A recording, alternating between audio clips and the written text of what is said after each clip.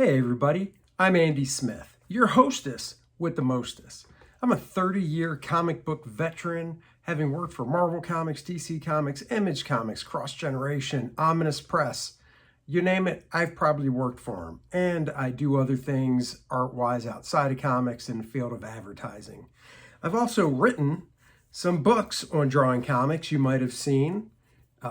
Drawing American manga superheroes, Drawing Dynamic Comics was my first book. And I also did the handy little How to Draw Superhero sketchbook where all you need is a pencil because you do all the work right inside the book. Enough about that. This is the Book Look series. The Book Look series is where I grab a book off my library. You can see the tons of books I have behind me. And I go through it page by page with you so you can see if it's a book that you might want to buy. I like to know what I want to buy before I buy it, and I feel this is a way to give you some insight into these books. So join me for today's book look. Thanks. Hello everybody, this is Andy Smith, your host with the most. I know in that pre-recorded introduction that I always use, I say hostess with the mostest because I wasn't thinking hostess in regards to female, but I was thinking hostess in regards to those so good cupcakes, ring dings, whatever. Love hostess stuff. Anyhow, I am your host with the most, 31-year veteran of the comic book industry. My own book, First Man, is available now. Go get yourself some. My cover, Bart Sears variant cover, 64 pages of fun superhero action. People are blowing up on Twitter about how much they love it. Link in the description below. Go get it. All right, George Perez. Unfortunately, if you're watching this video, when it goes up, passed away a few weeks ago from cancer. He was one of the sweetest men in comics, one of the greatest comic book storytellers, artists, worked on a lot of big stuff. If there's a collection of George Perez work, like a hardcover book like this one, I probably have it. This one, as you can see, the Marvel art of George Perez. So it just focuses on George's Marvel work from when he started at Marvel around 1975 up until he retired in 2019. So I went through some other George Perez books. I thought I'd go through this one as well. This says it right here, celebrate the artistic legacy of a true giant. This, of course, is from the 90s when he returned to the Avengers. Love this book. Table of contents. He had a nice run on Fantastic Four, inked by Joe Sinnott. A lot of nice writing in this book. 2020, Kurt Busiek does a very nice introduction to George. He was the last. Kurt and George did 32, 33, 34 issues of the Avengers in the 90s when they relaunched it. I have them all. I have this book too, Man Wolf. This is penciled by Perez, inked by a very young Bob McLeod as well. Came out in 1978. They were both starting out. Of course, George, I think he did and designed the White Tiger, probably the simplest costume design that George ever did. This is George's first published work. This little 2-page thing here from the back of an issue of, oh, now I'm blanking on the name of the book. This is one thing I don't know. Yeah, there's no captions to where this was, but God, I'm blanking on it. But he was assisting Rich Buckler at the time. They needed a couple pages drawn, and George is like, I'm here, I'm your man. Some more of his early work. This will probably show Logan's Run. Logan's Run was based on a movie. George drew it. Klaus Janson inked it. Two creators you never thought would go together style-wise, but Klaus did a great job on a young George Perez's pencils. The White Tiger stuff was in Deadly Hands of Kung Fu, inked by Jack Abel. Sons of the Tiger. This, I don't have this issue, but I'm going to get it. I believe this is from issue 22 of Deadly Hands of Kung Fu. You can see George's proportions and stuff there. I've said it once, I'll say it again. The way an artist constructs a figure is like a fingerprint. We all have our unique way of constructing a figure. These proportions pretty much stick with George through the rest of his career. This is from a 2-page spread in Deadly Hands of Kung Fu 21, where this is from. And I remember seeing this in a book called Focus on George Perez, which I already did a book look of, so you can go through my videos and find it. It's another great book. It came out in the early 80s when George was only in the business for about, I think, 8 years. 8 or 9 years, and he already had a square-bound 80, 90-page book called Focus on George Perez out about him. That just shows the mark that he was already leaving in the business, only being in it for 8 years. And I remember seeing this and it just blowing my mind. These buildings, they would always joke saying George would draw so many buildings, there was no way there could be streets down there. But I just love this shot of the White Tiger. Like I said, that's inked by Jack Abel. This is too, I love seeing it small like this because, like I said, I have the magazine and you really have to lay it flat to be able to see this nice, nice shot here. This Man-Wolf stuff is inked by Klaus as well. This is Klaus. This is Frank McLaughlin. This is cool. This is from a page of the story. And then if you remember the official handbook of the Marvel Universe, they actually used this image, but Joe Rubinstein was the inker on all the artwork in the official handbook of the Marvel Universe. So they actually took this figure and had Joe Rubinstein re-ink it so it looked the same. But when that book came out, I never knew about this being printed in a comic book. So I thought George did it new, but nope. And then the first family, the royal family, George drawing the Fantastic Four, inked by Joe Sinnott. This is a character that I got to draw when I first went to Marvel. Back then, he was Marvel Boy, I believe, later to be known as Quasar. I think I actually got to draw that exact costume. There was an issue of Fantastic Four where the Thing and the Hulk fought. That was inked by Vinnie Coletta. I would love to have seen George's pencils from this stuff. I know he said that Joe Sinnott really helped him out because Joe not only is an inker, but was also a phenomenal artist. Here we go. Spawn. What? Before Todd McFarlane. George Perez started the Inhumans. He didn't draw every issue of the book, but he did draw number 1, 2, 3, 4. I think a fill-in was around issue 4 or 5, if I remember correctly. There's only 12 issues of the book. I have all 12 issues. George, I didn't know this until reading this. George drew the whole first issue of the Inhumans in 7 days. 7 days. I would have been hard-pressed to draw a book in 7 days when I first broke into the industry, and this is one of George's first monthly books. He drew it in 7 days, and I think it was only a 17-page story. Maybe it was 20. The stories were a little shorter back then, but still, 7 days. One of your first monthly jobs. That is so cool. Here he got to draw himself and Stan Lee. I believe that's Roy Thomas back there. Jack Kirby right here in an issue of Fantastic Four. I miss those days. I love this inking by Joe Sinnott. Just love Joe's inking. I have seen the pencils to this cover recently, and it's so cool because they were really, I mean, they were tight. Everything was there, but you compare the pencils to the final inks, and I mean, it really shows, I wish I knew where I saw it, the difference in the inks and the pencils and what the inker brings to the table.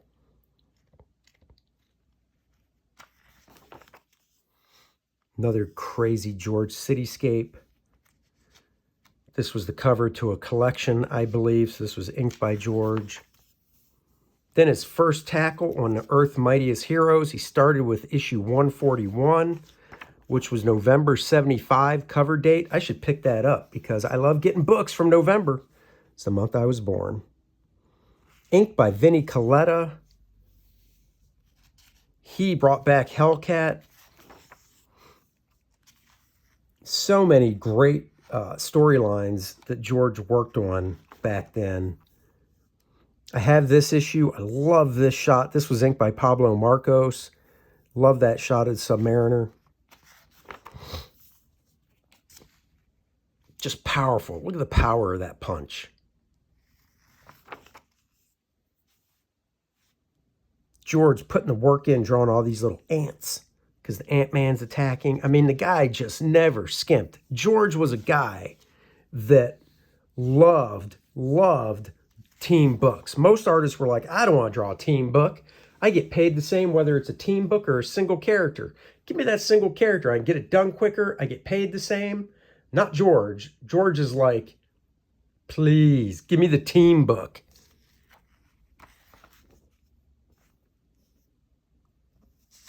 It was a challenge to him. He loved just filling up the space. You could tell he loved just drawing lots of characters. These three covers inked by Terry Austin. Terry inked some covers over George. He inked a whole X-Men annual over George. I think it was X-Men annual number 3. You know what Terry can bring to an artist's work when you see what Terry brought to John Byrne on the X-Men compared to John Byrne being inked by like Dan Green, who Dan Green's a phenomenal inker, but Terry was like the first tight, crisp, clean inker that birthed guys like Scott Williams. And seeing Terry ink these covers, you're just like, if Terry would have inked more full issues over George at Marvel, I think George would have blown up as much as John Byrne did. Look at this. This is Captain Marvel, one of my favorite characters right here, a back shot of him. That X-Men annual, if you don't have it, go get it. There's one page in that annual inked by John Byrne. So see if you can spot that page. George, first artist to draw the team up that would become the Wonder Man and the Beast and make them a thing. This issue was inked by another one of my favorite inkers over George, Joe Rubinstein. I would love to have seen more of a team up of those guys. I love this really furry looking Beast, or the matted down, look, I comb my hair Beast. George designed and introduced the Taskmaster. This issue's gone up in value because of the movie. Black Widow, inked by Joe Rubinstein. Just love it. Another one inked by Terry. Just look at the crispness Terry brings to it.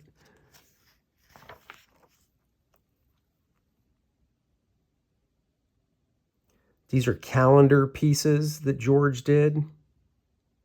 Inked by Bob Wycheck. This is inked by Gene Day. Gene Day was another inker that really did a lot of cool line work and brought some stuff out in George's work. He also inked Mike Zeck. 200th issue, great cover, inked by Terry. This is just a great book in itself. I highly recommend going to get it. That's the garage door opening. This is, let's see, this is, and later revisit the classic lineup for the official handbook of the Marvel Universe Master Edition. So that's very cool. I thought my wife and daughter already left. Old Thing versus New Thing. This is what the Thing looked like when he first came out in Fantastic Four #1. Then he got that look. This is inked by Joe Sinnott. Like I said, George did a bunch of Marvel 2-in-1s as well. Love this right here of that guy. Starhawk, I think his name is. These are great. This storyline here in Marvel 2-in-1, John Byrne started, George Perez finished. It's collected in a nice trade paperback. I recommend. This is a hardy book, too. This book is, let me see, close to 200 pages. Great covers. See, I'd see a cover like this by George and be like, oh, sweet. I love Nighthawk, but he didn't draw the insides. This cover here is awesome. It's drawn by George. You can barely tell. I wish this was bigger because Rudy Nebres inked it. And Rudy Nebres, when he inked somebody, he was like what Kevin Nolan is before Kevin Nolan. He would put his style and really overrun a penciler. But back then, penciler's work needed more finishing. So that's what he was doing. This is the first time, I believe it was issue 10? It might have been number 9, where the White Tiger jumped from the pages of Deadly Hands of Kung Fu to the comic books. I just love this. I cannot believe to this day there hasn't been a team up of the White Tiger and the Black Panther. 2 iconic costumes, very simple in design, but would have been awesome to see a team up of. Maybe there was. Correct me if I'm wrong. I am only human after all. Another calendar piece. Another cover that until recently I didn't know George did, and I think I have that issue. This one doesn't say who it's inked by, but I want to say this was inked by, because I've seen this calendar piece. I might even have the calendar. This looks like, and this is a weird team up, so if anybody knows, correct me, but this looks like it's inked by Alan Weiss. Another fantastic penciler, inker. Hasn't done enough work. I don't know how he made a living because he just didn't do a ton of work. But I always love Alan's stuff. It has the hallmark of the way Alan does lighting. This Surfer doesn't really look like Alan, but the Hulk does in the inking. Of course, George Perez did this iconic X-Men cover. This, I believe, if I heard the story right, let's see, I drew some hair on Wolverine's arms, and according to John Byrne, that was the first time it was allowed, and John took it a lot further. So look at that. George Perez, first person to draw hair on Wolverine's arms. And then, like he said, John Byrne just went nuts with it, and now everybody does, which is just awesome. That's inked by Bob Layton. This one, I believe, is Terry Austin. This is from that annual I was talking about. This is a spread in the annual. I kind of wish they would have just printed it this way or just here, so there still wasn't this. But you look at the tightness that Terry brings to it, and you're just like, holy crap, that's awesome. This Colossus, this beautiful shot of Storm, this intricate costume that George designed. This was a different one too. This was from a black and white magazine inked by Alfredo Acala. Alfredo's another guy that can really steamroll pencils. And he just did a great job over George. Here we go. Black Widow in Marvel Fanfare. This was originally drawn as an inventory story, if I remember right, and it says in here. And then when Marvel Fanfare came out, they pulled it and said, let's print it. Now, this was printed like 6 or 7 years after George originally drew it. That's why you can see such a difference in the figure work here. George did this when he was already at DC doing Titans. You can see she's leaner and stuff compared to this. And this story was inked by Brett Breeding. Brett Breeding is another one of my favorite inkers. He actually inked George when George came back to Superman in the late 80s. But look at her here. I like them both. Like this, she's very athletic and almost gymnastic looking figure. But here, she's just really full figured. Nice waist and hips. Very nice drawing. These are 2 great issues. This is inked by Bob Layton right here. I would recommend getting these as well.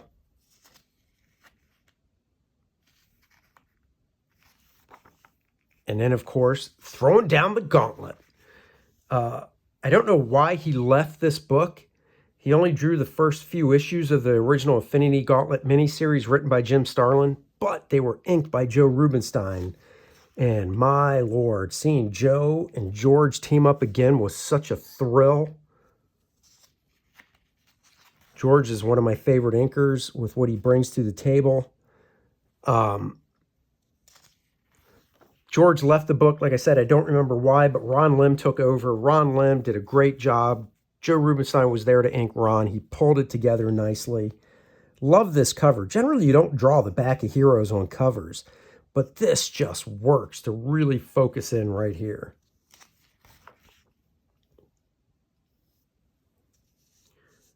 George just had a knack for drawing really handsome, pretty people. Men, women, you name it.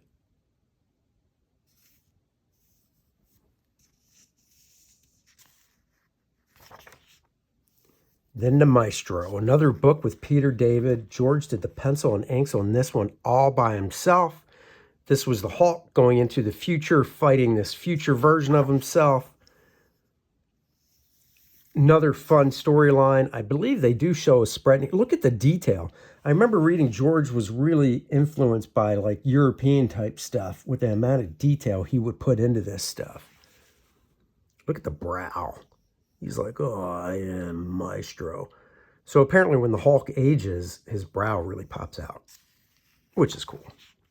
This is it, baby. Look at this. Peter David basically wanted a room. Remember, this takes place in the future, and the Hulk collected all these artifacts and stuff. Or no, not the Hulk. Rick Jones did, because the Hulk basically took out all these people. This is Rick Jones here in the old Professor X chair, but just look at this. You got Captain Marvel, Captain America, U.S. Agent S.H.I.E.L.D., I believe. I mean, you just go through here. Shatterstar, from Youngblood, the Surfer's Board.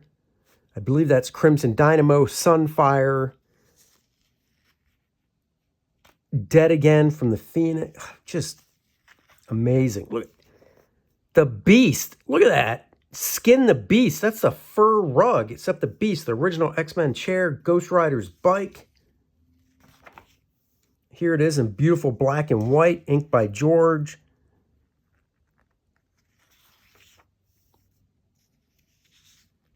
Man, this gets my juices flowing. What am I doing here? I should be sitting down drawing. I'm getting excited. Marvel did this fun thing called the swimsuit issue. The swimsuit issue would feature their characters in swimsuits, or Medusa's like, I don't need a swimsuit. I can cover my bits and pieces with my hair. So George contributed. I actually contributed a Quasar to a swimsuit issue. Very sexy here. Once again, beautiful women.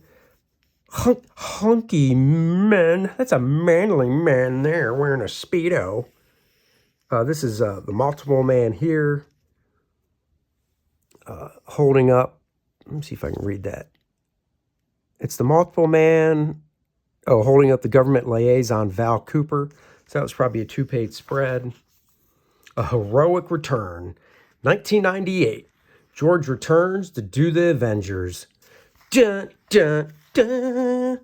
Look at this. Look at all those people. If you know me and First Man, you'll know where that comes from.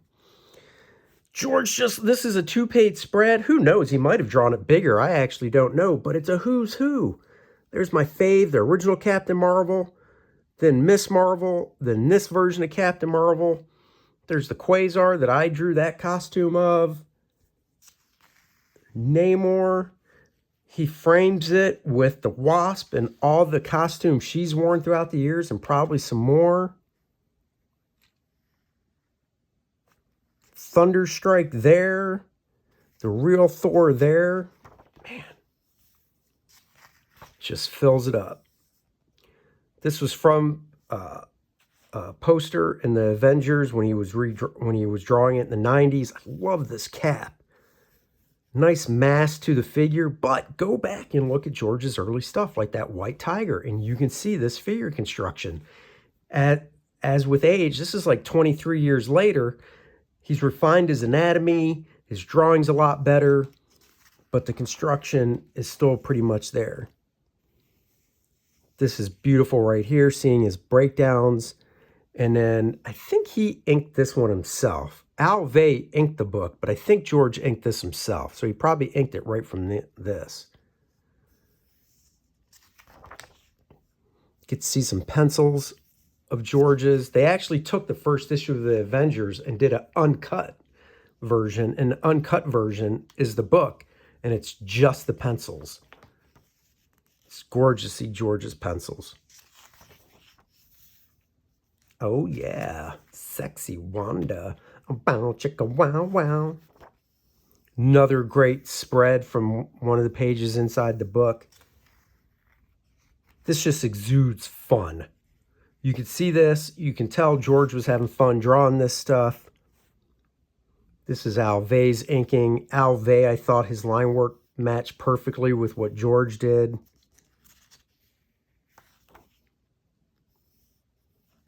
Great multiple shot here. Cap going through the training room.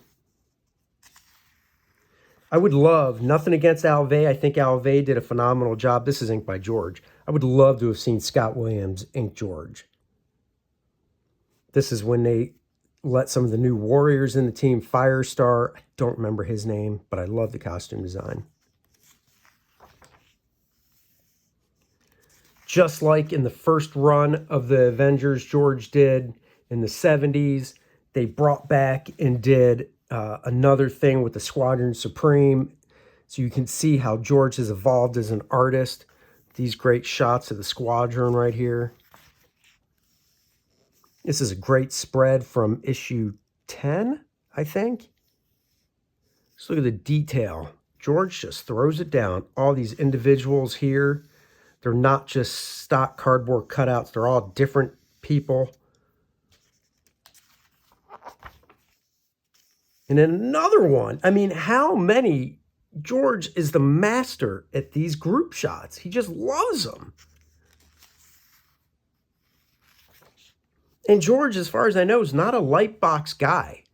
These artists that came about in the 70s didn't do a lot of light boxing. They just took out their white piece of paper, took out their script, read it, and started drawing. They might do a thumbnail on the side, but they just started drawing. And that's how George would compose these. Just start drawing. Just so cool. One of my favorite shots of the Vision. Once again, Wonder Man and the Beast, just like he did in his first run.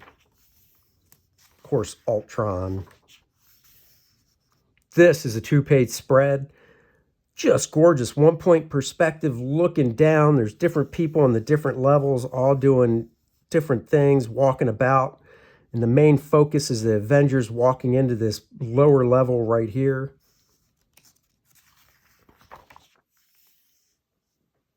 Love this shot of Thor just looking super pissed off. Look at all these Ultrons fighting. Tell me in Avengers 2, Age of Ultron, they weren't thinking this. Of course they were. I believe George created these two characters. I can't remember her name. This is Triathlon. Oh, Silverclaw. I'd like this design on Triathlon. This is his first appearance, and he got like a different costume here.